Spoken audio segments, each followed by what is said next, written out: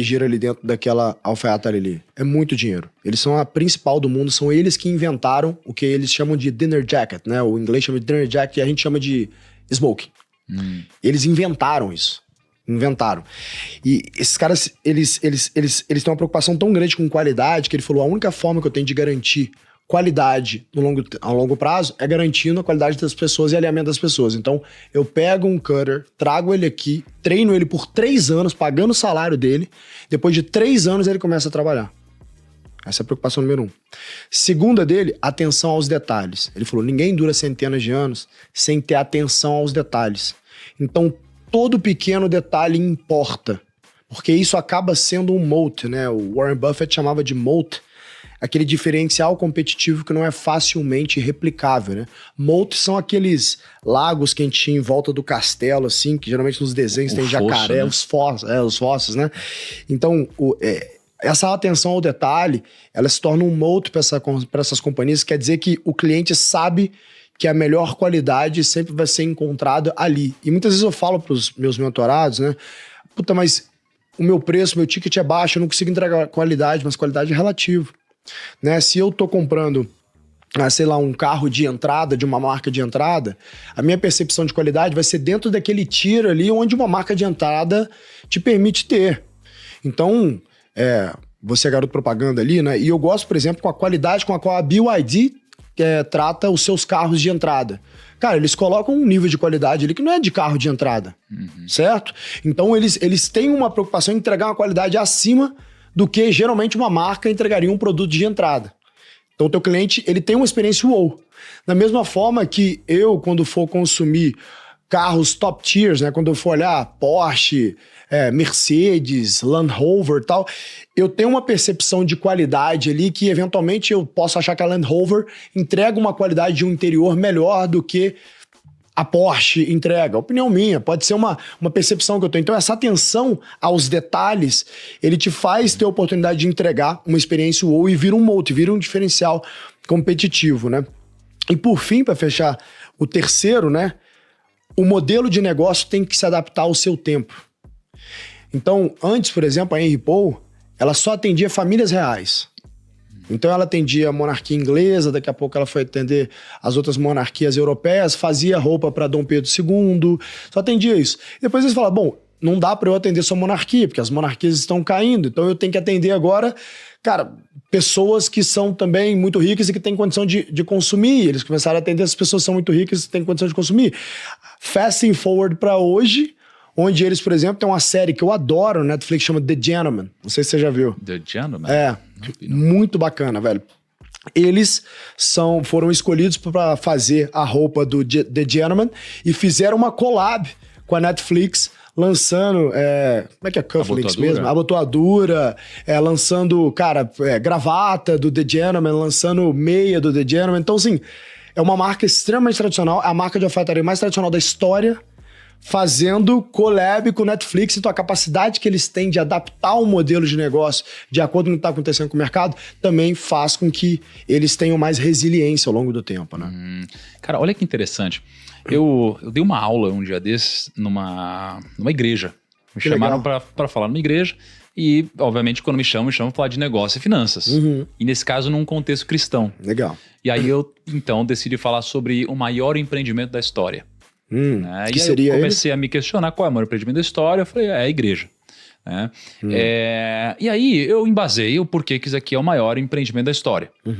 Essa história começou com Jesus, que foi um único cara, entre aspas, né? Uma única pessoa.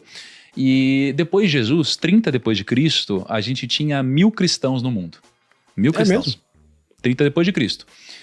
Que é, em tese, quando Jesus estava ali desempenhando os milagres dele. Sim. E aí, 100 depois de Cristo, a gente tinha 10.000 cristãos no mundo. Então, é muito pouco se for para pensar. Verdade. Né? Só que 300 depois de Cristo, a gente já tinha 6 milhões de cristãos. Caramba. 6 milhões de cristãos. E a gente foi aumentando esse número, até que nos anos 2000 a gente tinha 2 bilhões de cristãos. Crescimento composto bizarro. Exato. E em 2023 a gente fechou com 2,3 bilhões de cristãos. Então, quando a gente olha para isso, e uma instituição, né, que passou por todas as crises que existiram. Exato. E tá presente em todos os continentes, em todo lugar. Cara, dá pra falar que isso aqui é um empreendimento bem sucedido. Com certeza. E aí, como você tava falando aqui, que foi um gancho ideal, você falou que o que faz com que essas empresas tenham durado tanto tempo é a qualidade e alinhamento das pessoas que estão na empresa. Perfeito. Eu comecei a me questionar nessa aula sobre o modelo de contratação. Como que as empresas contratam? As empresas elas pegam os que têm melhor currículo, que têm o melhor raciocínio lógico e que passaram por melhores empresas, etc. Só olha a habilidade técnica, né? É isso. Só que aí você pega o Jesus como headhunter, ele contratou 12 pessoas no início da jornada dele. E essas 12 pessoas, elas fizeram, se eu fosse trazer a modelo de hoje, fizeram a pior faculdade, não tinham o maior raciocínio ou capacidade cognitiva necessariamente. Alguns tinham mais, outros menos, mas no geral não era o topo de linha, né? Então, no geral, o Jesus contratou de uma forma muito diferente que a maioria das empresas estão contratando hoje. Perfeito. E empresas que muita gente julga bem-sucedidas, mas que não estão aqui por tanto tempo quanto aquele grande empreendimento. Perfeito. Então eu uso um exemplo, Thales, que eu acho legal, que é se você fosse remar numa canoa, né, você tem uma velocidade máxima que você consegue atingir. Exato. Se você colocar mais uma pessoa na canoa, aumenta o peso, mas aumenta a velocidade. Perfeito. 3 pessoas, aumenta o peso, aumenta a velocidade. Que é como uma empresa, aumenta o custo, aumenta a receita em tese. Só que se você coloca uma 4ª pessoa na canoa que está remando ao contrário, cara, essa velocidade ela não só vai ser reduzida, como você vai mais devagar do que se você fosse sozinho. Perfeito. Não é? Isso daqui é o impacto de você contratar alguém que muitas vezes é bom, é o melhor remador, é o melhor de todos, mas, cara, como você disse, não tem o alinhamento da empresa. Aí você está remando ao contrário. Né? Então faz muito sentido. Foi assim que Jesus contratou, entre aspas. Né? E foi assim que eu arrumei problema com o Ministério Público. Cara, me conta esse negócio aí. Vou ver até onde eu posso falar sem aumentar o problema.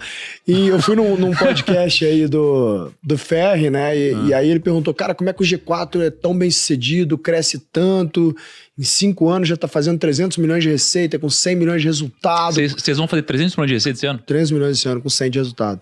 E falou, cara, qual que é o segredo? Você nunca pegou funding e tal? Acho que você deve ser, tipo, sei lá, a EdTech cresceu mais rápido na história e tal. Eu falei, cara, meu segredo é simples. Aí eu falei isso, né? Não quer dizer que eu concorde com isso, tá, Ministério Público? Eu falei, eu não contrato esquerdista. O que eu queria dizer, na verdade, é o seguinte, eu não contrato gente woke, sabe? Eu não contrato... Me define, o que seria gente woke, assim, pra você? Gente que culpa todo mundo menos ele, gente que fala assim, eu até topo trabalhar, mas eu não quero hierarquia, eu não quero ter chefe, gente que fala, eu quero trabalhar, mas segunda e sexta eu quero home office, puta, eu não tô disposto a trabalhar duro, eu vou ficar trabalhando duro pra enriquecer patrão, eu não tô nem aí, a vida é só uma, eu quero aproveitar a minha vida, se mandar muito em mim eu não quero. Sabe, o woke é o perdedor. Ele é, de fato, o estereótipo do perdedor. Ele escolhe perder todos os dias, porque perder dá trabalho, você tem que escolher todo dia ser perdedor. Tal qual vencer dá trabalho. Você tem que escolher todo dia ser vencedor. Então você acorda de manhã, eu e você e qualquer outra pessoa no mundo, a gente tem a mesma escolha. Eu quero ter um dia de vencedor ou um dia de perdedor. Se eu tenho um dia de vencedor, eu vou acordar. Provavelmente eu vou tomar meu café ou já treinar direto. Eu vou trabalhar. Eu vou estudar. Eu vou dedicar um tempo à minha espiritualidade. E eu vou voltar e vou dormir, certo?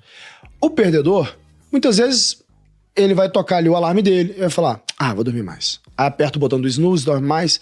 Vou atrasar só um pouquinho, não tem problema não. Aí vai lá, sai correndo, chega atrasado na empresa. Aí tem um monte de coisa que ele tem pra fazer. Não faz nada, fica enrolando, fica falando mal do colega de trabalho, fica falando mal da empresa, fica falando mal de todo mundo, fica passando informação pros outros.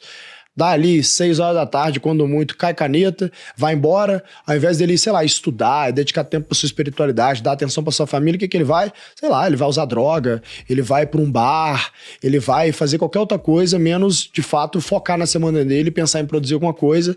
E aí, em um determinado momento, esse cara fala assim, a vida é muito ruim, ela é muito injusta. Existem esses bilionários que ficam com todo o dinheiro do mundo e isso faz com que o mundo seja muito ganancioso. As pessoas são muito más, o mundo é injusto comigo, eu não tive oportunidade. E você entra nesse ciclo negativo e aí você forma uma vida de perdedor. E a única coisa que te sobra mesmo é isso, ter a cabeça de perdedor. O mundo inteiro é culpado, menos você pelas suas escolhas. Esse tipo de pessoa eu não contrato. Porque esse tipo de pessoa é o tipo de pessoa que vai remar ao contrário. É o tipo de pessoa que vai entrar num processo trabalhista quanto você. É o tipo de pessoa que vai pensar em formas de achar um atalho para não ter que trabalhar e conseguir ter a vida medíocre que ela tem. Ela nem quer ser bem-sucedida, porque ela nem acha que é possível. Ela só quer ter uma vida medíocre. Essa pessoa não quer trabalhando comigo, Thiago. Quem eu quero trabalhando comigo? Quem é disciplinado, quem tem valores cristãos, quem trabalha duro, quem quer enriquecer, quem quer melhorar a vida da sua família, quem quer se melhorar como pessoa. Essas pessoas hoje é 100% do G4.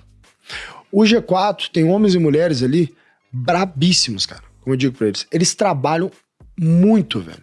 Trabalham duro e são recompensados por isso. Ganham acima da média do mercado, tem um programa de desenvolvimento. A maioria deles tem bons líderes que se preocupam com eles. E eles têm aqui um dono da companhia que verdadeiramente se preocupa com eles. Não tem uma só pessoa que trabalha com o G4. Você pode perguntar quem você quiser, puxa de lado, que não vai falar do quanto que eu puxo essa turma, que eu me preocupo com eles, que eu tenho esses papos que eu tô tendo aqui com você, com eles lá internamente, quase toda semana.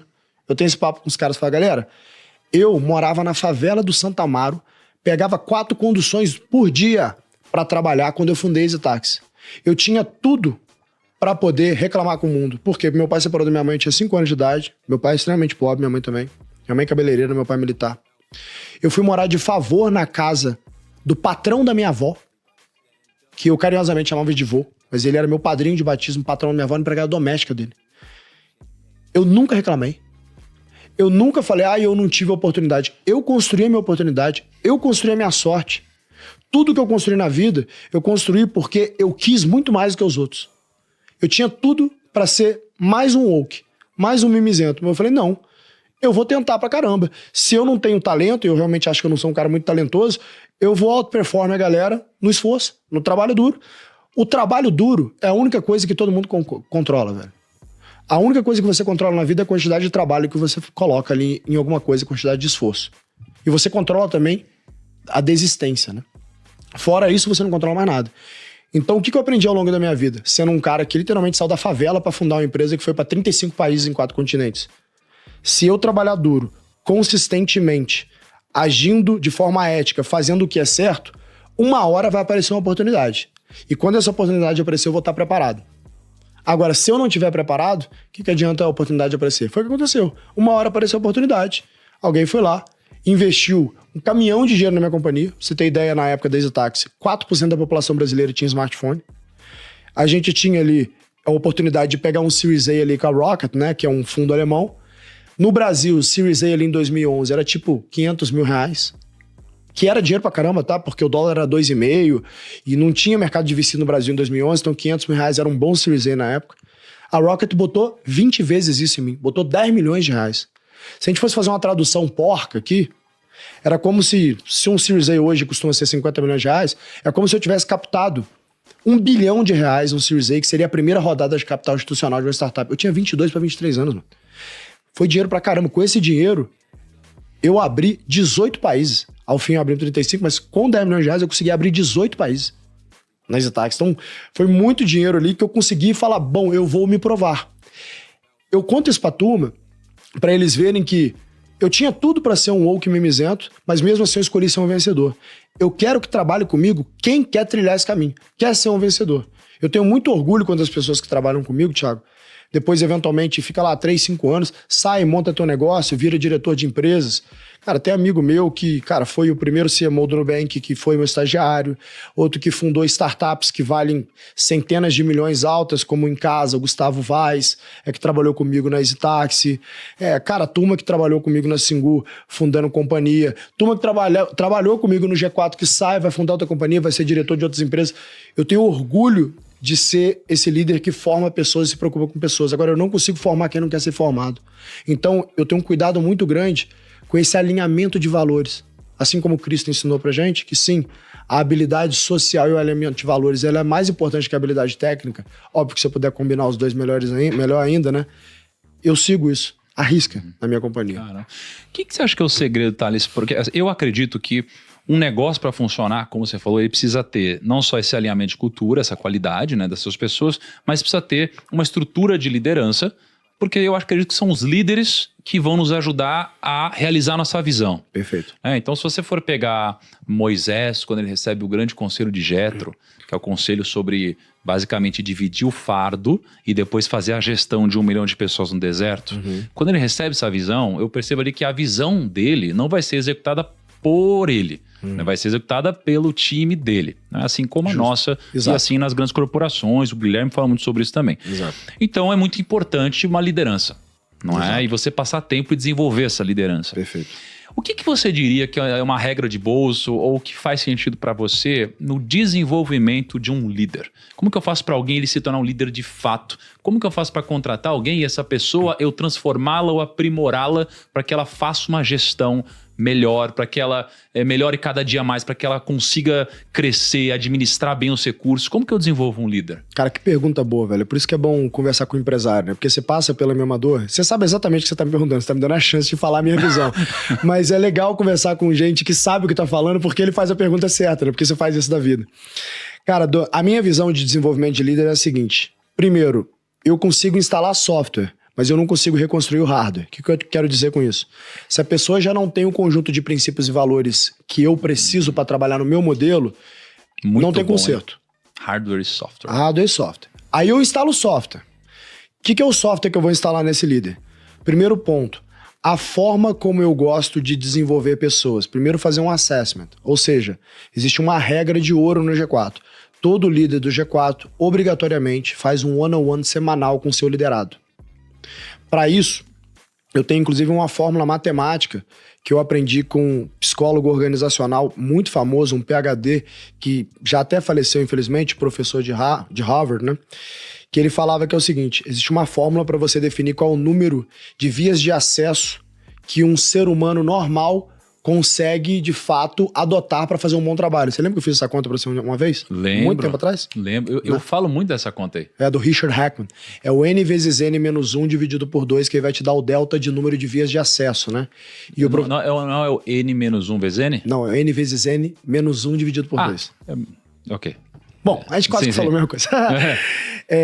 Então, no final do dia é o seguinte, nessa conta, por exemplo, se N for igual a 6, quer dizer que eu tenho 15 vias de acesso, né? O professor Richard Hackman, nos estudos dele, entendeu que, na média, um bom líder, ele consegue fazer um bom trabalho com 6 reportes direto.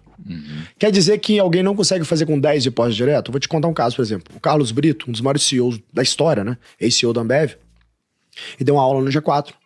E aí, nessa aula, eu perguntei isso pra ele, quantos reportes diretos você tem? Ele falou, cara, eu tento me manter em no máximo 10, não mais do que isso.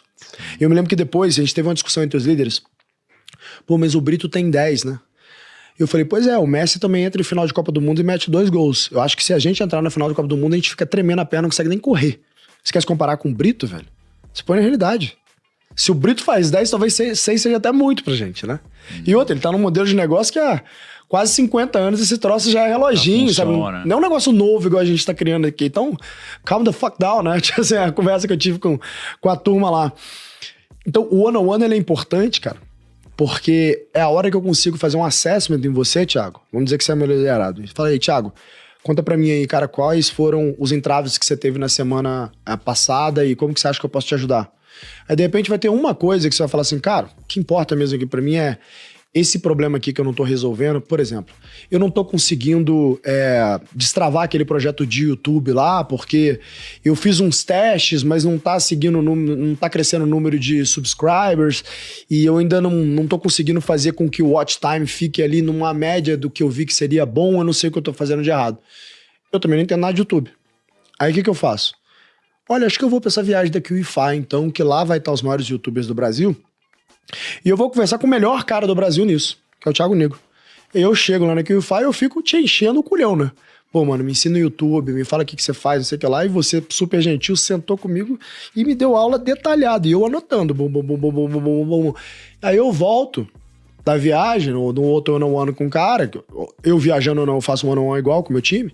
Eu cumpro a minha agenda, não importa onde eu tô no mundo. Eu vou falar, olha, tive uma reunião com o Negro, falei também com o Serjão, falei com o Wesley Delanhora e tal. Esses são os meus findings. Pega esse negócio estuda isso, dá uma conversada com o ChatGPT para ver se tem mais insight, me traz uma proposta do que você vai fazer e qual que é o KPI que a gente vai acompanhar para ver se a gente tá melhorando ou não. Pronto, fiz uma parte técnica. Só que tem uma outra parte que é importante também no one-on-one. E você, irmão, tá tudo bem aí? Tudo bem com a esposa? Tudo bem com os filhos? Tem uma coisa acontecendo? Pô, tô te sentindo meio cabisbaixo, o que tá acontecendo? Aí muitas vezes o cara vai se abrir. Pô, cara, tô com um problema assim, assado, pessoalmente, ou, na verdade, eu tô incomodado com um negócio ali, porque o fulano de tal me falou um negócio, isso me incomodou um pouco e tal. E aí, de repente, ele me deu um tel que eu falei, cara, será que tá rolando um conflito entre essas áreas? Isso poderia ser ruim. Aí, o que eu vou fazer? Às vezes tem uma pessoa que não é nem meu reporte direto, é de outra pessoa, eu vou falar assim, cara, eu capturei essa informação aqui, você se importa se eu falar com o seu reporte sobre isso? Não, eu peço autorização, já te explico por quê. Aí eu falo com outro reporte, eu amarro o que está acontecendo e eu vou para a solução. Você vê que eu sou presidente do conselho do G4 hoje, sou dono da companhia, e eu chego para um reporte direto meu, que tem um outro reporte direto dele, e eu peço ele para poder falar. Esse é um outro processo importante em desenvolvimento desse outro líder. Porque quando eu faço isso, eu estou dando um exemplo para ele, e liderança é isso, né? As pessoas só aprendem com exemplo, não aprendem com palavra. Seguinte, olha, não importa quem você seja e aonde você esteja no ranking da companhia. Você precisa respeitar outras pessoas e respeitar a governança. Porque se eu não fizer isso, eu vou criar um bando de cachorro louco que no início do negócio, quando ele é pequeno, funciona muito bem. Mas na medida que ele vai ficando grande, se você não coloca as pessoas nas suas caixinhas e faz com que elas sigam algumas regras, vira um futebol de criança. Ah, agora todo mundo vai fazer o projeto A. Agora todo mundo vai fazer o projeto B. E a empresa não consegue crescer. Ela vai ser sempre aquela empresa que vai ficar em 10 milhões, 5 milhões, 20 milhões, ela não vai ultrapassar aquela barreira. Você sabe muito bem o que eu tô falando, você precisa de governança para poder fazer isso. Então, se eu fosse amarrar ali sobre o meu processo de liderança primeiro, pego o hardware certo para instalar o software. Na instalada do software, eu instalo através de exemplos. E para que eu consiga dar os exemplos certos, eu tenho uma proximidade muito grande com os meus diretos e, para tanto, eu tenho poucos diretos, de modo que eu realmente consiga fazer um bom trabalho de desenvolvimento dessas pessoas. Tem muito mais que isso, mas eu acho que essa é a essência. Caramba, cara, que interessante. Pô, faz muito sentido. Sabe que eu acho que é uma arte, né? Assim, o Warren Buffett, ele é um grande investidor, mas eu acho que ele é um melhor contador de histórias do que um investidor apenas. Cara, porque você vê cada apresentação dele, ele conta a história de um jeito, e os analogias como a que você usou são muito importantes. Obrigado. É o que fica, né, na mente das pessoas. Você concorda que o Buffett é um baita vendedor? Eu acho, com certeza. Você concorda que na vida existem dois tipos de pessoas, aqueles que sabem vender e quem trabalha para quem sabe? Quem sabe vender, trabalha para quem sabe? Existem dois tipos de pessoas. Ok. Aqueles que sabem vender e aqueles que trabalham para quem sabe. Ah, perfeito. Concorda? Isso com certeza. Isso explica. Com certeza. Inclusive, caras como você, que é um baita storyteller, certo? Inclusive, assim, uma vez eu tava pensando, né? Eu tinha uma evolução que eu achava que quem ganhava era o melhor. Eu sempre pensei, quem ganha é o melhor, né? Quem ganha é o melhor. Aí eu falei, não, cara, entendi, quem ganha é o mais famoso. Aí eu tive essa mudança de chave. Aí eu falei, por quê? Porque, cara, se você pegar uma pessoa que é um especialista em alguma área e alguém com 1 milhão de seguidores der uma opinião sobre essa área, essa pessoa é uma autoridade. Geralmente ela é mais ouvida, então ganha quem é o melhor. E aí eu evolui para ganha quem tem o maior exército de vendas, né? Então, no final das contas, você vai ganhando conforme você vai dando mais escala para o seu negócio. Eu pensei, bom, ganha o mais inteligente? Aí eu falei, não.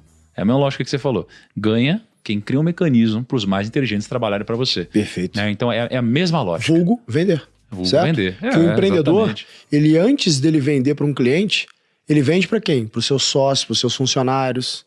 Você concorda que se eu te chamar para montar um negócio, você, com o patrimônio que você tem hoje, lê esse patrimônio tudo, tá? Tua imagem, tua marca pessoal, teu dinheiro, teu conhecimento. Eu falo assim, Tiagão, você vai ter que largar o primo, tudo que você tá fazendo, para vir trabalhar comigo. A minha ideia é essa. Você concorda que se eu conseguir fazer isso, eu sou puta de um vendedor? Cara, puta de um vendedor? Imagina. Eu então, diria que, olha, você é um baita vendedor se isso acontecer. Porra, sabe quem conseguiria fazer um negócio desse comigo? Só se o Elon Musk me mostrasse um negócio novo que ele tá fazendo e falar, cara, vamos botar a ficha e tal. É muito difícil fazer, né? Sim. Agora vamos trazer isso pra realidade de, sei lá, talvez da nossa audiência aqui. Então a nossa audiência aqui, o cara é gerente, diretor de uma companhia ali, ele tá com vontade de abrir um negócio, mas ele não sabe se ele faz ou não. Ele fala, cara, eu até iria, mas se alguém tomar esse risco junto comigo, ele quer chegar pro outro companheiro de trabalho dele e falar assim, cara, a minha tese é essa, a minha ideia é essa, é assim que a gente vai ganhar dinheiro e eu acho que a gente tem que trabalhar duro até esse negócio dar dinheiro, mas daqui uns 3 anos a gente vai começar a ganhar dinheiro e talvez por 1 ano a gente ganhe menos dinheiro do que a gente ganharia e no segundo ano a gente começa a querer ganhar próximo, pro terceiro a gente ganhar mais. Esse cara tem que ser muito bom vendedor, cara, pra conseguir convencer o time dele, as primeiras pessoas a se juntarem a ele, sabe? Sim. Porque ele não consegue pagar igual, ele não tem dinheiro pra isso. Então, eu costumo dizer pro empreendedor, quando ele fala assim comigo, cara, qual que é o segredo pra ser um bom foda? Eu falei, primeiro você tem que ter alguém que sabe vender muito bem. Porque venda é a única disciplina que resolve todos os problemas. E eu digo porque, digamos que eu tenho um problema de produto ou um problema operacional, Thiago. Se eu estiver vendendo, eu tenho tempo pra resolver. Se eu não estiver vendendo, não tem tempo, cara. Acaba o oxigênio e você morre afogado. Então, alguém tem que ser muito bom vendedor. E o que numa empresa, assim, todos nós que estamos assistindo aqui, cara, quem é empreendedor, qual que é o segredo para uma empresa vender bem? Se fosse tentar trazer princípios ou modelos ou passo a passo aqui. Primeiro ponto, você ter um bom produto, você concorda? Porque se eu tiver um produto ruim, eu posso até te vender uma vez, eu só não te vendo a segunda. E não adianta. Literalmente, o custo médio de se trazer um novo cliente é 5 vezes maior do que eu manter um. Certo? Tá. Então, se aumentar 80 pontos percentuais aí em custo para ficar toda hora largando do zero, tendo que trazer cliente novo, esse é um modelo de negócio muito sofrido. E a gente vê que a grande maioria dos negócios vivem disso, né? Eu começo o mês que vem zerado. Tanto que tem aquele ditado, né? Vendedor não vive de passado, né? Que ele tem que estar sempre vendendo mais. E as empresas, a grande maioria, também não pode viver de passado, porque ela não tem uma receita recorrente. Certo? Então ele não tem previsibilidade. Ele tá suscetível a, sei lá, ter uma pandemia aí, bum, um monte de gente quebrando. Por quê? Porque não tinha previsibilidade de receita, não tinha caixa, não tinha disciplina financeira para poder fazer um caixa e tal. Então, primeiro, você tem um bom produto. Se você tiver um bom produto, fica muito mais fácil o processo de vendas. O segundo é o seguinte, o processo de vendas, Thiago, ele é, quando bem feito, na verdade, um processo de tirar dúvidas do seu produto, quebrar a objeção. Então eu preciso entender do meu cliente o seguinte, quais são as objeções para o meu produto? Tanto que eu sempre faço esse tipo de reunião com clientes, quando eu estou lançando o produto, fomos lá, apresentamos o produto para 100 e poucas pessoas, eu falo, cara, reúne uma parte dessa base que topa fazer um almoço comigo, um call. Aí nesse call eu vou tentar entender, por que você não comprou? Aí ele vai falar, porque não está no meu momento. Eu falo, mas por que não? Deixa eu explorar um pouco melhor isso. Cara, eu vou ser bem sincero, geralmente a turma fala sincero. Eu não consigo entender como que pagar isso por mês faz sentido pro meu negócio para ter acesso a isso. Eu falo, opa, temos um problema de percepção de valor. No mínimo eu preciso comunicar melhor isso. Aí eu tento justificar para ele o porquê. Aí se eu conseguir, eu falo, agora eu já sei qual que é o pitch de vendas. Vou te dar um exemplo, sei lá, do Journey, o software que a gente vendeu agora. Eu não vou fazer jabá não, tá? Fica tranquilo. O Journey é um software legal que usa AI para poder ajudar o empresário na jornada dele. Ele custou no programa 18.900, que é o que a gente vendeu lá no Velha, mas ele custa 24 e pau.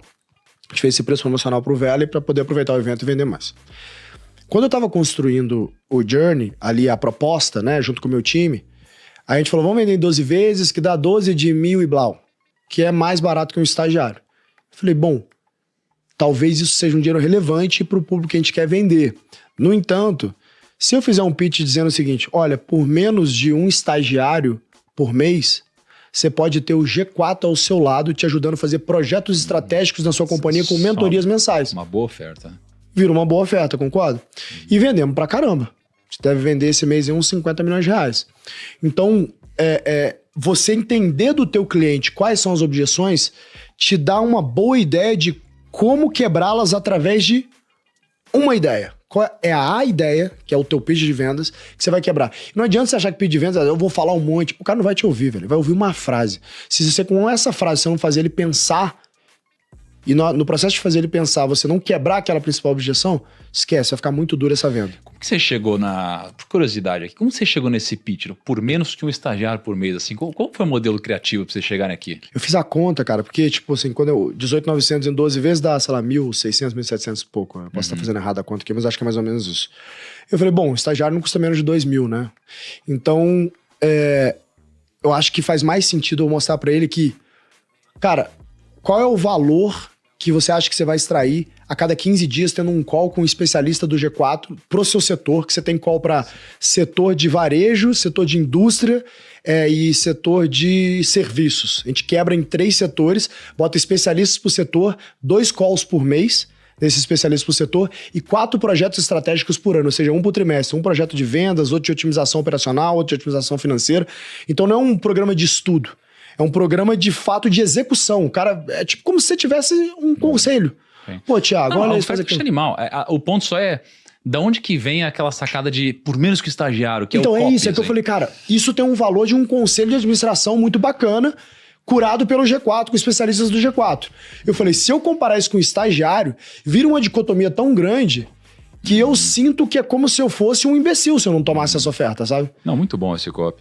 Ô, cara, você tem um livro aí? Eu tenho, cara. O que é esse livro aí? Esse livro você escreveu há um tempo, né? Porque eu já vi esse livro há um tempão já. Esse livro é antigo, cara. O Nada Easy eu escrevi em 2016, se eu não me engano, que eu conto a história sobre como que eu combinei gestão, inovação e criatividade para levar a minha empresa para 35 países em 4 continentes. Então eu falo, cara, como ter uma ideia viável, como transformar a sua ideia em produto, como escalar o teu negócio, se é hora ou não de vender o teu negócio, como fazer um bom processo de vendas. Então eu peguei a minha história de EasyTax e fiz um passo a passo, desde você tirar uma ideia do papel até vender essa empresa, que no caso aqui vale R$1 bilhão, né? Quando eu vendi, vender um negócio bilionário para um fundo de investimentos. Eu quis dar esse presente para as pessoas porque muita gente na época me pedia, pô, você me dá uma mentoria e tal. Eu falei, cara, eu não consigo fazer isso, que eu tô fazendo outras coisas e tal. Mas eu sempre quis ajudar, eu não sabia como. Eu falei, cara, se eu escrever um livro, talvez eu ajude. E eu fiz um livro de 200 e poucas páginas, curtinho, legal, com história bacana, meio que com lições aí, tipo essa que eu falei com você aqui de construção de vendas, né? Então, cara, por exemplo, como levantar capital na realidade brasileira. Tem muito livro falando de fundraising, mas contexto dos Estados Unidos, que é mole levantar capital, né, agora? E no Brasil, mano, o que a gente tem que fazer diferente para levantar capital? Então eu falo sobre isso. Legal. E eu queria dar para Vossa Senhoria. Muito obrigado. Tem na Amazon esse livro aqui? Tem na Amazon esse livro. Então vamos deixar um link na Amazon aqui para quem quiser comprar o Nada Easy. O Nada Easy, para quem não se ligou, é por causa da EasyTax. Exatamente. Às vezes, né? E não é nada fácil fazer qualquer coisa, principalmente no Brasil, né, cara? Com certeza. Thales, quer deixar um recado final para a galera? Cara, acho que o principal recado posso dar para a câmera? Turma, são 22 milhões de CNPJs no Brasil, metade é MEI, sobram então 11 milhões de CNPJs que não são MEIs, tá? A gente vive em um país do microempreendedor. O micro e o pequeno empreendedor, ele é de fato a grande massa que emprega nesse país. E esse empreendedor, ele é marginalizado. Você não tem o Estado preocupando com você, pelo contrário, ele faz de tudo para te atrapalhar. Você bate no banco, o banco não quer te emprestar dinheiro, você representa um risco muito grande para a área de crédito. Agora você tem 2 opções. Ou a opção de agir como um perdedor, que é falar, beleza, o mercado é muito ruim, o Brasil é complexo, a política é péssima e tal, e ficar chorando. Ou agir como um vencedor, né? E o vencedor qual que é a única coisa que está no seu controle? A quantidade de esforço que você coloca naquilo que você quer fazer e o quanto que você se prepara. Ninguém vai para a batalha sem se preparar. E o G4 é o parceiro do empreendedor brasileiro. Então, seja você uma pequena empresa, uma microempresa, uma empresa média ou uma empresa grande, o G4 tem algum produto para poder te ajudar a aumentar o nível de maturidade do teu processo de gestão. E junto com esses empreendedores, nós do G4, nos últimos 5 anos, já geramos mais de 600 mil empregos diretos através dos nossos alunos. A gente tem a meta de empregar 1 milhão de novas pessoas através dos nossos alunos até o final da década, e eu conto com você para fazer parte desse movimento de construir Brasil, como você, primo, faz isso muito bem. Muito bom. E antes de eu me despedir do Thales aqui, pessoal, para relembrar vocês, a gente tem a Black Friday da Finclass, então você vai poder ter acesso ao plano vitalício da Finclass, que é a maior plataforma de educação financeira do Brasil, talvez seja do mundo, inclusive. Tem mais de 150 mil pessoas na plataforma, tem mais de 70 cursos, a gente tem 2 carteiras recomendadas lá, uma comunidade, e você pode ter acesso só na Black Friday de uma forma vitalícia para sempre, ou seja, enquanto a plataforma existir. E o interessante da Finclass é que, olha só, as aulas ali não são aulas de uma forma normal, sabe? Não é assistir um vídeo normal. A gente já investiu mais de 40 milhões de reais só em produção, só para as aulas que você vai assistir.